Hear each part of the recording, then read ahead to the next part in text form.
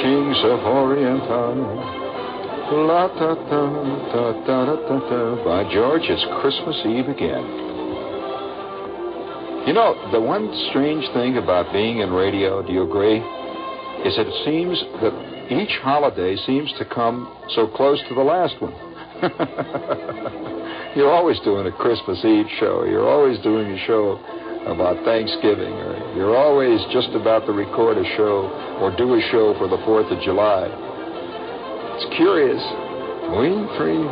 Now, this is Christmas, you know. Absolutely, officially, and irrevocably. Bring it up, if you will, please.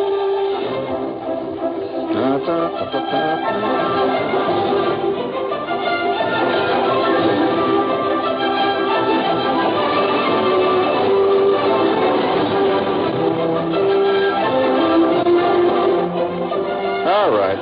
Okay, that's enough of that, you know. One good thing about doing a show as live and as free as a bird on Christmas Eve or any one of the major holidays is that you know darn well that you're almost alone. That very few people listen to the radio, and I hope they don't. I mean, I hope everybody has more to do than that. Speaking of good ideas on holidays, have you seen, I think it's Channel 11, isn't it Channel 11, WPIX? That every Christmas Eve, they set up a camera, and all it does is have on the screen, in color, by the way, the fireplace, actually the fire, the burning Yule log at Gracie Mansion. And they play Christmas music in stereo behind it. Did you see that? It goes out for 4 hours. In other words, if you live in an apartment somewhere and you haven't seen a fireplace or a burning log since you were 9, you just turn on your colored TV set and there it is. In fact, you know, I think modern technology eventually will take care of all that kind of stuff. But you know, they keep singing, "I'm dreaming of a white Christmas." Well, what's to prevent them, let's say, having a television, just a film, a scene on your color TV set of a giant snowstorm. You know, you can sit and have your white Christmas, and at the same time, it won't hold up traffic. You know, and I see technology doing all that kind of stuff. But now, you don't mind on a Christmas Eve like this. I mean, you don't mind if we become, frankly, totally and completely soppily, if I may go all the way, soppily sentimental. I mean, come on, let's face it, you know. You can be hip all the rest of the year. After all, 363 days of hipness a year. That's enough, right? And on this one day, you can be unhip. And I think on Christmas, we can afford to be unhip, all of us. After all, it's Macy's biggest day, and you know, Gimbel's flips on Christmas, the whole thing. And then it's kind of nice that we have a thing like this. And every night, Christmas Eve like this, you know, one of the curious things about holidays is, I think maybe it's one of the reasons holidays exist. Nobody quite knows why people have them, but maybe one of the reasons why is it gives people a sense of continuity, of a kind of continuing thing. I remember one of the most curious Christmas Eves I ever spent. I remember one time in Christmas Eve, and this is part of the business of holidays. People always, almost invariably, begin to talk about, gee, do you remember, what's the craziest Christmas Eve you ever spent? What's the weirdest New Year's you ever had? And so forth. Well, I'll tell you, one of the most insane Christmas Eves I ever spent, I remember as a little kid, it was a company Christmas Eve. And my father at that time worked for Board and Dairy. And Board and Dairy used to have this Board and Dairy branch that he worked with and worked for out in Indiana. They used to have every year, they would have this giant Christmas party for all the employees and all the kids. Now, it was different from the office Christmas party. I've attended a couple of Christmas parties in offices that were really exotic. But this is something else, you know. They used to have this big thing out at like a country club or something, and everybody would go there, and they'd have Santa Claus and stuff. And the various guys would do things. You know, like my father's friend Zudak would get up and tell his Christmas story. Or Harry Gertz, for example. I remember Harry Gertz would get up and he would play Santa Claus every year. He was always Santa Claus, and he would go around and give all the Christmas gifts and so forth. But this one particular night, I remember, I was just beginning to be old enough to recognize things and to recognize stuff as being exotic when it actually happened. Up to a certain point, you don't know these things. But one night, there was a guy got up, and I don't recall who it was. And I found that piece now. A guy got up, and he was dressed in costume, one of the milkmen. And they had this big Christmas tree. Tremendous Christmas tree, I remember. And all of us were all sitting around, all the kids were on the floor. There must have been about, maybe 300 kids. After all, this is a big board and dairy branch, and all the milkmen all had about 48 kids and everything. So we're all sitting on the floor, and all the parents were sort of in the background in the darkness all around. It was kind of a big semicircle. I remember the stage very well because, these things impress your memory when you're a kid. And this tremendous Christmas tree that went all the way to the ceiling, and you could smell the pine needles of this Christmas tree. You could smell just the whole thing of the tree. It smelled, like outdoors. And it was snowing. It was, of course, this is the Midwest, and it's almost always snowing and cold in the Midwest. And I remember the night before, there had been a big snowstorm and an ice storm. And we were about to go out Christmas shopping. It was the night before Christmas, actually. And I remember looking out through the window of the house with this sleet coming down, fantastic storm. And the wind was blowing. The wind was blowing at maybe 30, 40 miles an hour. And they really get winds out there at this time of the year. And it's blowing. That wind is coming in off the lake.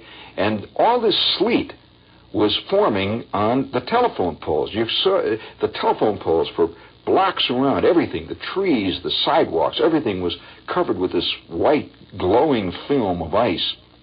And then about 8 o'clock, we were about to go out shopping, as a matter of fact. All the stores were open till 10 that night. I remember it was after supper. Maybe it was 7:30. There was a terrific crash down the street. You just heard this boom, and the ground shook. It was Christmas time, and everybody was, a lot of excitement in the air anyway. And I remember running to the front, and there was a tremendous flare, a big blue electrical flare in the sky. And what had happened was that the sleet, this tremendous snow and ice that was coming down, had formed this thick coating on the high-tension wires. And the high-tension wires had fallen down. Have you ever seen this happening? And it began to sort of multiply. And as far as you could see, I remember the streetcar lines coming down about 2 blocks away. And it was a great big blue flash. And everybody had to stay in the house because they announced on the radio, don't go out because it was very dangerous because of the electricity. And so it was that kind of strange Christmas with the wind and the sleet and the hail. And, of course, that all added to the excitement of it. And so the next night, when we all went to this Christmas party, which we all looked forward to, it's funny how when people talk about Christmas time, they always talk about, family gatherings and all. But not many people ever talk about I guess what could be called the communal or perhaps even the corporate Christmas. The thing that happens when everybody gets together and has a Christmas. And they're really, in a sense, strangers. And so we all went out to this, it was a country club. And we'd never gone to country clubs. My father was not the country club type, and that was exotic in itself. We went to a country club outside of town and drove the car, and there was a big parking lot, and the sleet and the slush was coming down, and you could see all the Christmas lights and everything. And this was one of the very earliest Christmases I remember as a kid. One of the very earliest. I must have been about maybe, I wasn't going to school. I must roughly been maybe 4, or possibly at the very outside 5. Can you, if you're, sitting out there listening now tonight, I don't care how old you are, even if you're only 10 and you're listening, looking back on your life, thinking back on that tunnel of memory, your life seems as long when you're 10 as when you're 100. It seems as long. It really does, when you think about it. And it's just as difficult to remember crucial things at 10 as it would be, say, at 100.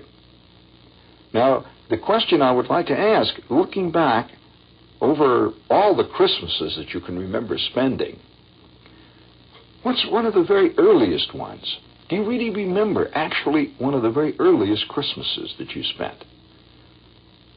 Well, this particular Christmas was one of the very earliest I remember spending. And it was also one of the strangest, really, because of all these blue lights flashing. I remember the crashing, tremendous crashing. When we were driving down there, they had all areas of the town blocked off where you couldn't go near because the wires were down. They were dangerous.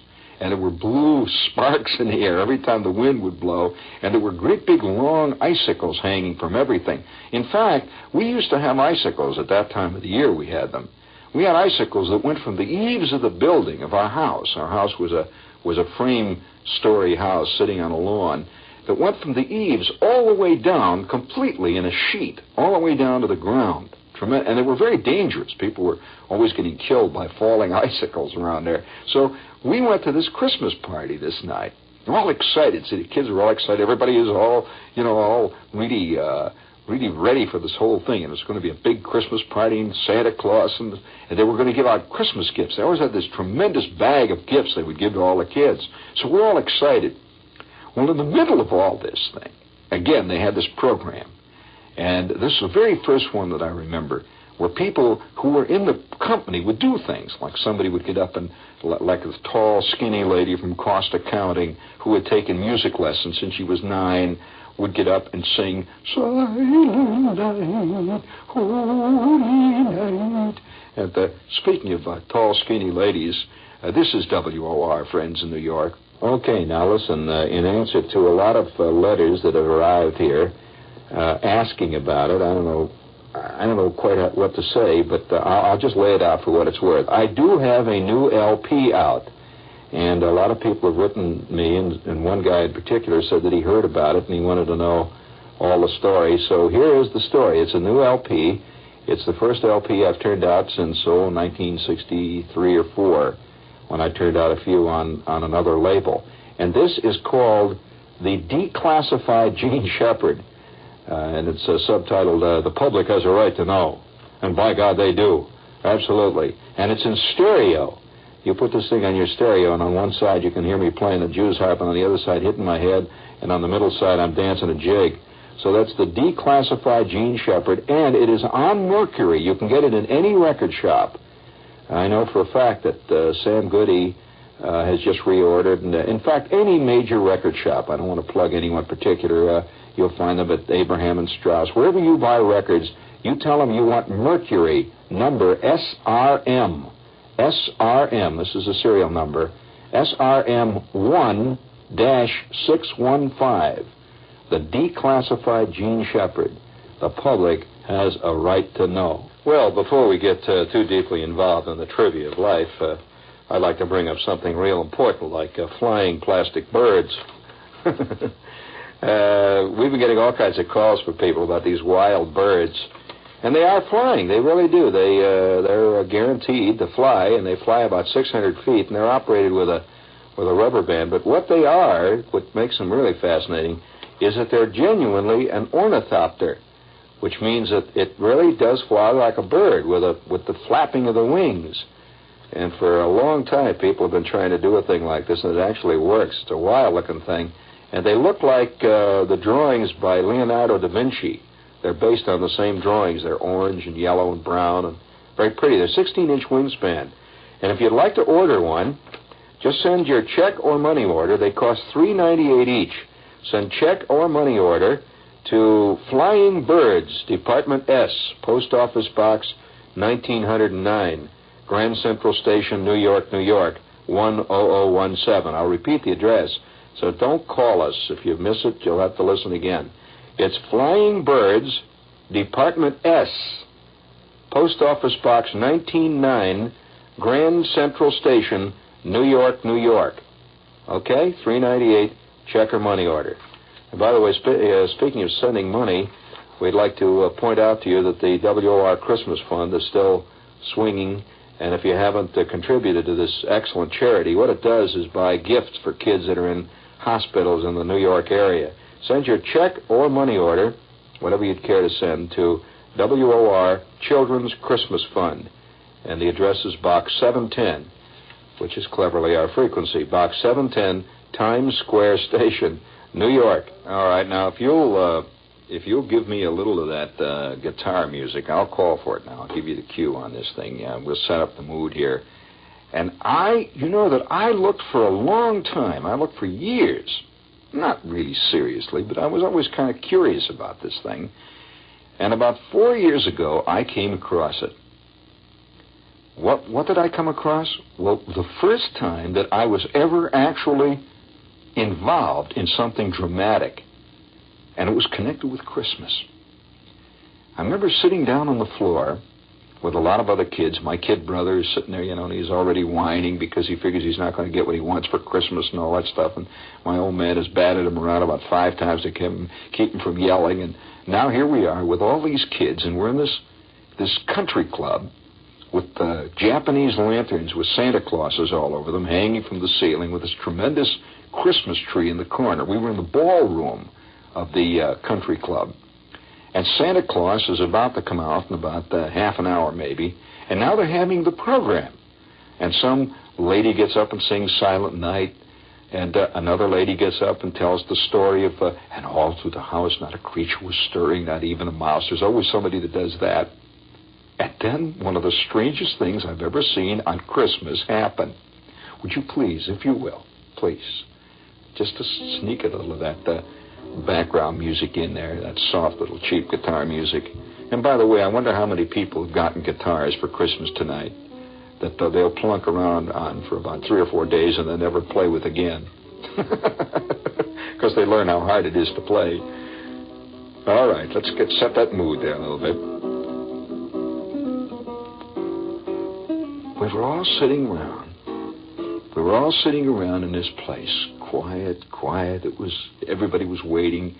Some lady had sung a Silent Night, and the kids were starting to whine a little bit. And it was hot in this place, and you could smell the Christmas tree, and it was snowing out and kind of wet and cruddy out. It was just everybody was all here together, and they were all really comparatively strangers, except to my father, of course, who worked with all of them. And he was off in distant someplace, so he wasn't even involved. It was just me and my kid brother and Zudok's kid. I remember the 3 of us were all sitting together. When all of a sudden, out of the darkness came one of the milkmen. But he was dressed in costume. And somebody played the piano. Another person sat down at the piano, and I was already, kind of bored. I didn't know what was going to happen. I didn't care, really. And the piano started to play. And this man stood up in front of the Christmas tree and looked at us for a long time while the piano was playing. And he was dressed in costume, a kind of a strange costume with a bowler hat, a derby. I never seen a derby except in cartoons before. And he had a derby hat, and he had on these kid gloves, and he had on a cane. Well, with him, sitting on a chair, I guess it was his kid, had come out, and there's this little kid sitting down there next to the Christmas tree, and he was wearing, those long black socks kids used to wear?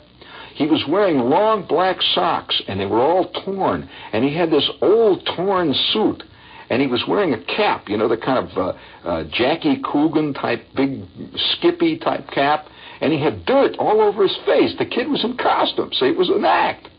And it was the first moment of drama that I had ever seen that really pulled me in. And I want to tell you, it totally converted that Christmas party. He waited for a moment. The piano played.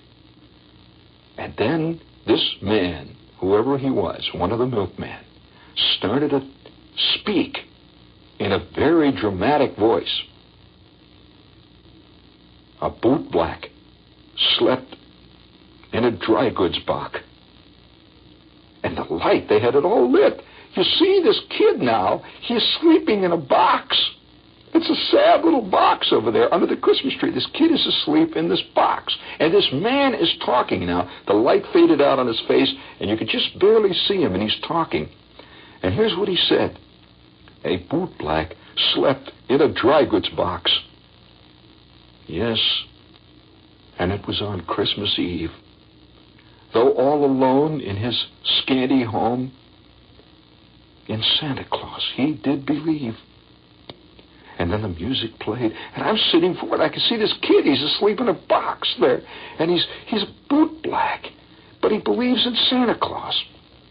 He slept on rags and straw, then placed his little shoes outside, just as he hung his stocking up before his mother died. I can hear all the kids next to me. And my kid brother sits up now, and here you see this little kid in this box. What a dramatic thing this was. Now listen to this now. They had it lit, you see, with like orange light. You see this little kid taking off these little old terrible shoes he had with the soles were hanging off, and he's taking them off, see, and he's putting them outside this packing box. And he says he put his shoes outside his little scanty house just as he had hung his stockings up before his mother died. And then the light got dim, and you could hear the music playing, and the kid went to sleep. And the man went on. He said, the night rolled on, and no Santa Claus came. No Santa came.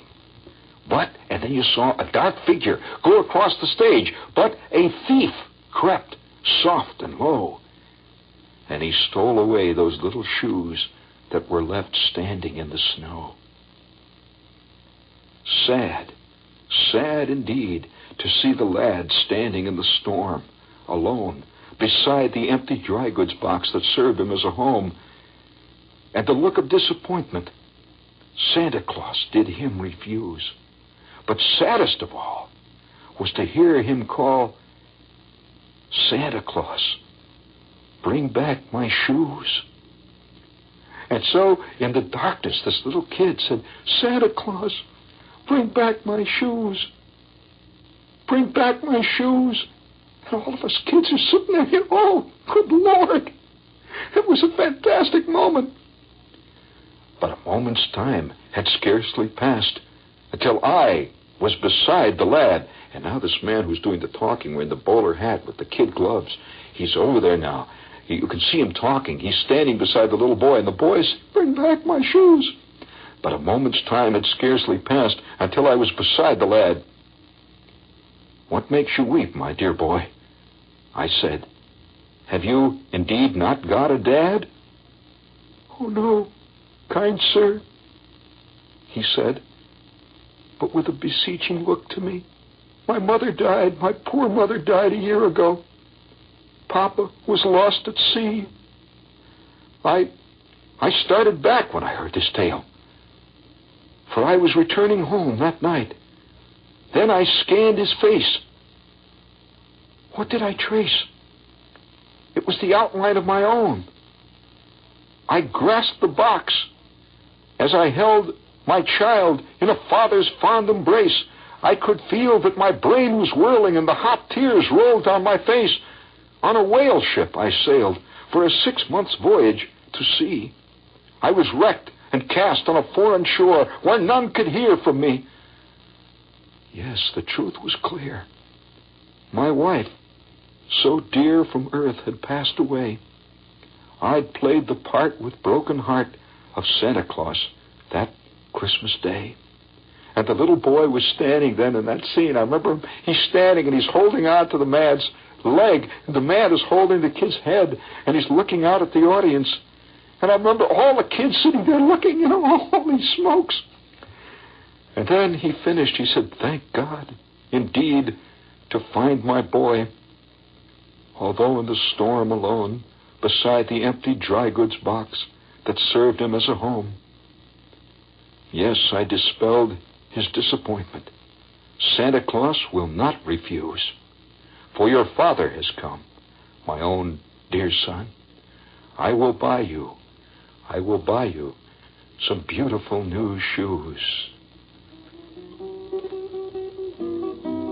We were all sitting there. And I remember I could hear ladies in the background going, and I remember this kid standing there holding on to this man's leg. And with that, the man picked the little boy up. You could see the purple glow of the light, and he disappeared off into the darkness. and the piano went bum, bum, bum, bum, bum, bum, and the whole crowd roared. Now, remember my kid brother, he's sitting low to the floor now. This scene has scared him so much that he's kind of like half down on the floor, like in a little snail shape. You know, he's like all bent over like a snail. He's going, wah, wah, wah, wah, wah, wah, wah, wah. And I said, what's the matter, Randy? Stop it. Wah, wah, wah, wah, wah, wah. And he won't stop. Well, my mother comes rushing over. She's in the back. She said, what's the matter? Wah, wah, wah, wah, wah. His mother's dead. Wah, wah, wah, wah. She said, that was just a story. No, I saw it. Wah, wah, wah, wah, wah, wah, wah. And it was about 9 kids all over the room were crying, and their mothers were holding them. It was a fantastic moment at Christmas time.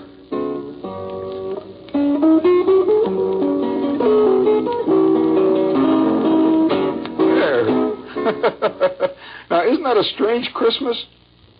Now, that is one of the earliest memories that I have of Christmas, and I remember this moment. I mean, it made it absolutely unforgettable. Now, that is true melodrama. Do you agree? and for a long time, I never really believed that I actually saw that. It always sort of hung in my mind, this thing. Well, it must have been, 4 or 5 years ago.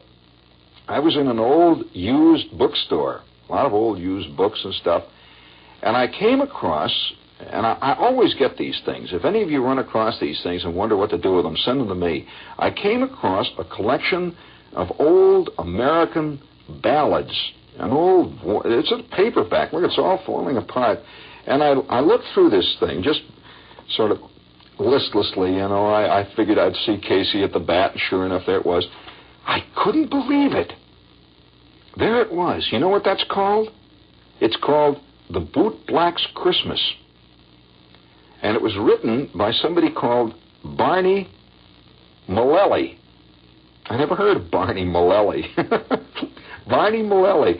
And listen to what the preface to this little story says. It says, years ago, without the complications of modern life, people were not afraid of the frankly sentimental.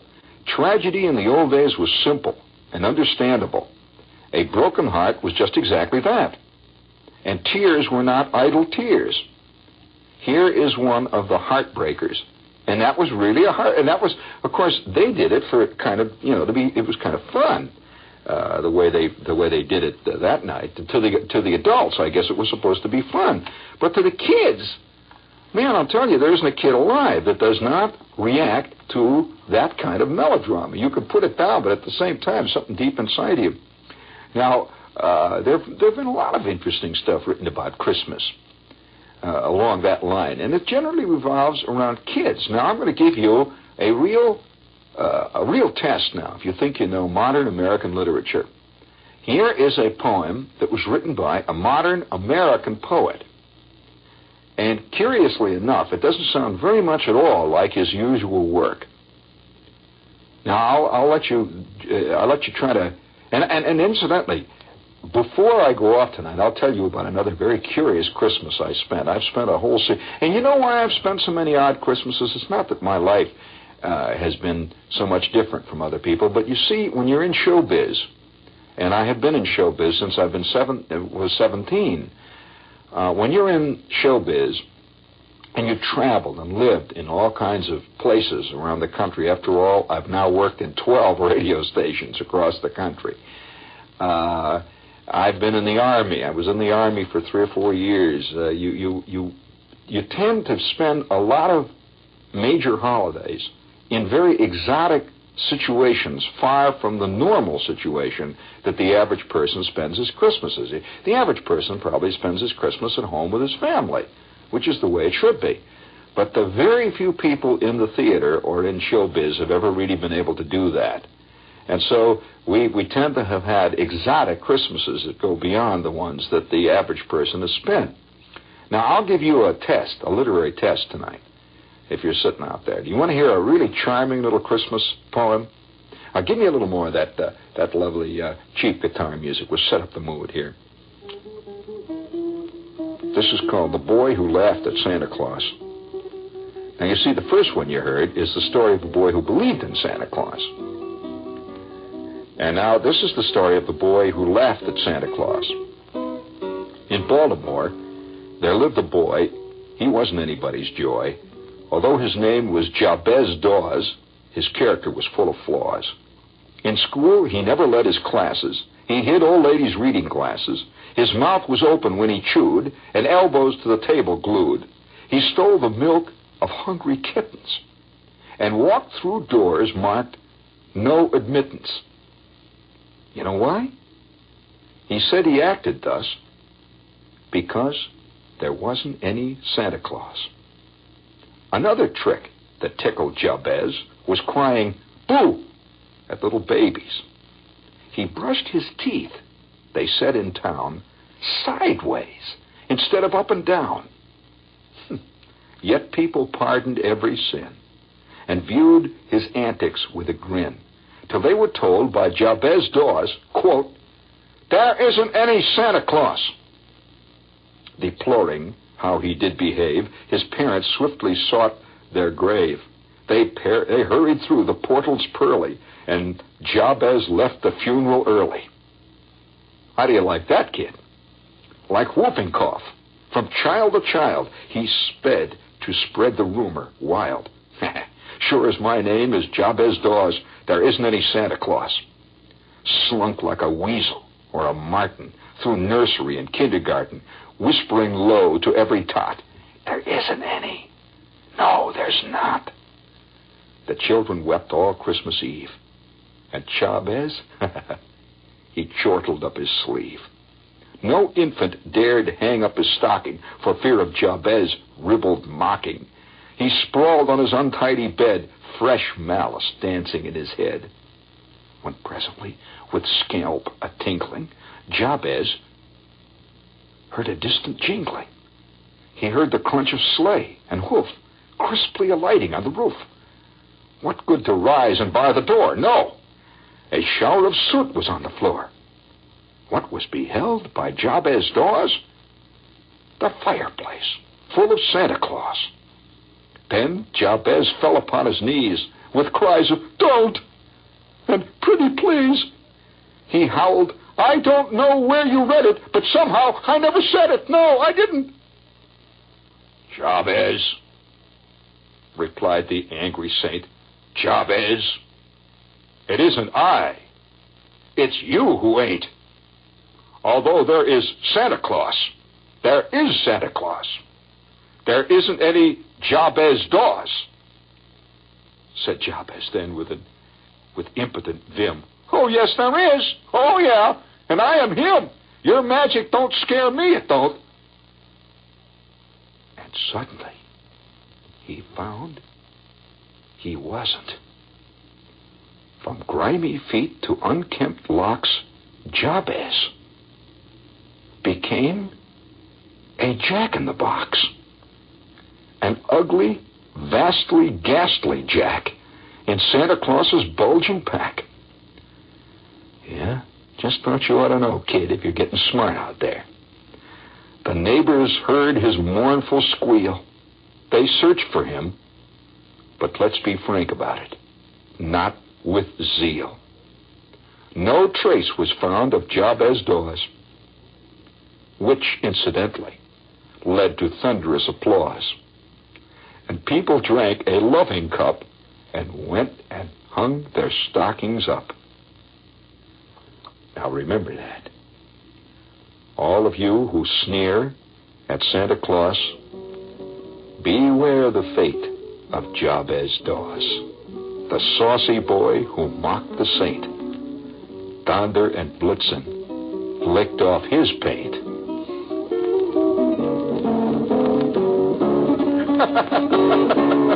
How'd you like that? Did you like that one? Very good. Now, who wrote that? That was a groovy one. Now listen, I'm gonna read another one for you, boy. I'm gonna read really a great one. Now who wrote that? Do you want to read? You know, in days gone by, particularly in the late Victorian period, some of the best. How much time do we have, Lee? 7 minutes. I may be able to do it. Some of the best Christmas poetry was written in the late Victorian period. And it was frankly sentimental, you see, but that's what makes it so great. And this was written by a great writer who had spent much of his life at sea. Bring this one up now, come on. This is called Christmas at Sea. And among writers, he is probably the premier storyteller, a magnificent storyteller of the last 100 years. The sheets were frozen hard. They cut the naked hand. The decks were like a slide where a seaman scarce could stand. The wind was a nor'wester blowing squally off the sea. The cliffs and spouting breakers were the only things alee. They heard the surf a-roaring before the break of day, but 'twas only with the peep of light that we saw how ill we lay. We tumbled every hand on deck, insted her with a shout. We gave her the mainsail topsail and stood by to go about. All day we tacked and tacked between the south head and the north. All day we hauled the frozen sheets and got no further forth. All day as cold as charity and bitter pain and dread, for every life in nature we tacked from head to head. We gave the south a wider berth, for there the tide race roared. But every tack we made, we brought the north head close aboard. So as we saw the cliffs and the houses and the breakers running high, and the Coast Guard in his garden with his glass against his eye. Oh, the frost was on the village roofs as white as ocean foam. The good red fires were burning bright in every long shore home. The windows sparkled clear and the chimneys volleyed out, and I vow we sniffed the victuals as the vessel went about. The bells upon the church were rung with a mighty jovial cheer. For it's just that I should tell you how, of all the days in the year, this day of our adversity was blessed Christmas morn, and the house above the Coast Guards was the house where I was born. Oh, well, I saw the pleasant room, the pleasant faces there, my mother's silver spectacles, my father's silver hair, and well, I saw the delight like a flight of homely elves go dancing around the china plates that stood upon the shelves. And well, I knew the talk they had, the talk that was of me, of the shadow on the household, and the sun that went to sea. And oh, the wicked fool I seemed in every blessed way to be here and hauling frozen ropes on blessed Christmas Day. They lit the high sea light, and the dark began to fall. All hands to loose top-gallant sails, I heard the captain call. Oh, by the Lord, she's not going to make it, our first mate Jackson cried. She's not going to make it. It's one or the other, Mr. Jackson, the captain replied. She staggered to her bearings, but the sails were new and good, and the ship smelt up to windward, just as though she understood. As the winter's light was ending in the entry of the night, yes, we cleared the weary headland and passed below the light. And they heaved a mighty sigh, a mighty breath, every soul on board but me. And they saw her nose again pointing handsome out to sea. But all that I could think of in the darkness and the cold was just that I was leaving home, and my folks were growing old. That's a strange one. There's a strange twist at the end, hasn't it? You know who wrote that one? Robert Louis Stevenson. You missed that one, didn't you? And the earlier one, who was the earlier one? Ogden Nash. Doesn't sound like Nash. And you know, now we've only got about 5 minutes, and most of my, isn't that about roughly 5 minutes, something like that? 4, maybe 3, 4, something like that. And by the way, I hope you're having a good Christmas out there. But I remember one Christmas Eve, and I'm just going to throw it out at you. I've been meaning to tell this story. I don't think I've ever told it. One Christmas Eve, this was in the Army, and I had just turned 18. I had been in the Army roughly a year. I went in when I was 17. I just turned 18, and I've been traveling all over the country, and now I found myself in Fort Monmouth. And we were waiting for shipping orders, and over the shipping orders, our company was sort of half on alert, and they only let a few people go home for Christmas, and I was not one of them. They gave those of us who were in the Army at Fort Monmouth, each one of us got a 2-day pass. Now, what are you going to do with a 2-day, pass? 48-hour pass is what we got. And I had no money at all. It was in the middle of winter, and it was Christmas. And that's why they gave us the pass. And so on this Christmas Eve, we came into New York, and it was one of the very first times I was ever in New York City. I came in with Gasser, and the two of us had so little money, we hitchhiked. I can remember hitchhiking in from Red Bank, New Jersey, coming in over the Garden State Parkway and all that, and finally into New York City. And we finally got a place to stay. We slept in the swimming pool at the Henry Hudson Hotel. And it was Christmas Eve. And man, was it cold and windy. And so we got our place to stay. We got everything all packed up. And we went out on the town to see what we could do. And the one place we went, because we were broke, and it was the only time I was ever there, on a Christmas Eve, was the famous Stage Door Canteen. Have you ever heard of the Stage Door Canteen? Well, it was Christmas Eve. Stage Door Canteen, Isn't it, they always show these things so romantic in movies and that. But actually, this is the way it really was. It was Christmas Eve, it was cold and wet, and the wind was blowing. And we asked a cop in Times Square, where is the Stage Door Canteen? And he pointed over to us. It was a little bit west of Times Square. I think it was on 44th, I'm not sure. And we went over to this place. The wind is blowing. It's a little red door on the side of this building. It didn't at all look like the movies. We opened the door, and here's a whole line of GIs waiting to go down into this place. And we fell in line.